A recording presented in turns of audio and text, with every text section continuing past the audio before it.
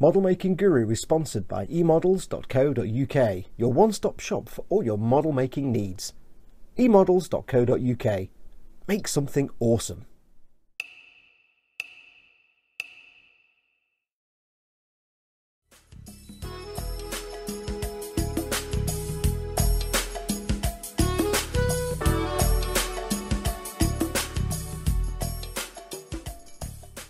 And as it hoves into view on the spinny thing of showing off and wibbly wobbliness, that means only three things.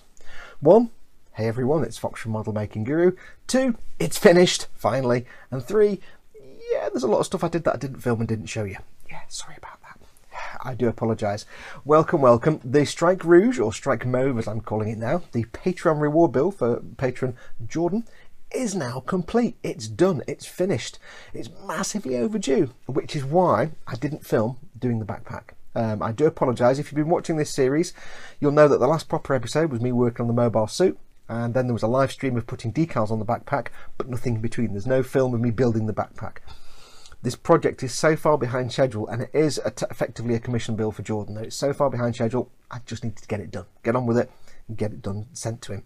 So my apologies, Jordan, it's taken so long. What with the summer heat waves and everything else going on earlier on last year, everything got delayed. So I need to crack on. I couldn't sit there and film it. That would have added weeks to the build. So my apologies, that whole chunk is missing. However, the processes I used on the backpack are effectively exactly the same ones that I used on the mobile suit. Aside from the white bits are Tamiya flat white and the black bits are Tamiya rubber black, everything else is the same colours we used before. The central part of it is the gloss black primer, then covered in the C1 metallizer. The purples are all the same. The weathering was exactly the same as on the armour for the mobile suit, except I used a light grey enamel pin wash rather than the streaking grind pin wash, just to give it a slightly less dirty look, and also to give that slight sort of weathered look on the black areas. If you go and look at pictures of an SR-71 spy plane, it's not just a dark grey or black, it's got that kind of subtle streaking effect, like little grey and white streaks on it. It's just that kind of weathering that dark planes get. I wanted to recreate that on the black bits, and I think it came out alright. So same techniques we used. On the base itself, that's just exactly the same purples. Only difference there was it was a matte black primer, the UMP primer, and then I rattle canned with Tamiya AS16, I think it's insignia white, just for the white base, and then the same purples before for the stripes. The sword is the C1 metallizer, beautiful stuff, and the shield, the front panel of the shield, instead of being the dark purple, which would have been quite nice but a bit boring, I decided to make that the chrome effect with the C1 metallizer as well, and then have the bits on the top, little accent points, as the dark purple. And I think it came out pretty good. So it's just a very quick episode just to show you that. Apologise for the lapse in the programming. I just had to get it done. It had to be finished.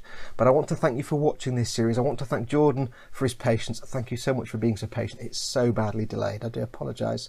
Now this is basically done. So what I'm going to do is basically now take it apart again and pack it very, very carefully. The thing with these big dangly backpack wing, lots and hinges and joints gumpler, is that they go from really sturdy builds. The moment you paint them and use weathering products and put layers of paint on them, they become these delicate kind of really, you have to be very, very careful with them. So I've said to Jordan, basically, when you get this, I'll keep the assembly for you to a minimum, put it together, put it in a cabinet, don't ever touch it again. Because if something falls off, I can't fix it for you. So yes, they do become a bit delicate. So if you're going to do one of these, just go easy with the backpack. It's a very delicate operation once you've painted it. Just be very gentle with it.